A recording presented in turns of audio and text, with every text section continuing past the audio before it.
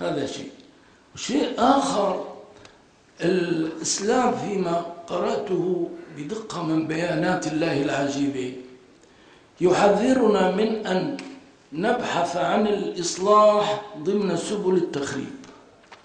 قد يقول قائل: أنا من أجل أن أصل إلى قمة الإصلاح لابد أن أسير في منعرجات، وإن كانت هذه المنعرجات فيها شيء من التخريب. لا، هذا غير جائز.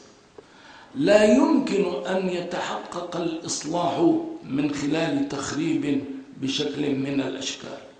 لذلك أنا أؤكد ما قاله السيد الدكتور وزير الأوقاف من أن الخروج إلى الشوارع ولو بنية طيبة، ولو بهتافات مشروعة محرم، والله أنا لست من الناس الجراء على الفتوى، بل أنا كنت ولا أزال شديد الجبن عندما أفتي في دين. لكن هذا الموضوع جلي بديهي معروف، دلائل الشريعة فيه لا تعتمد النقاش.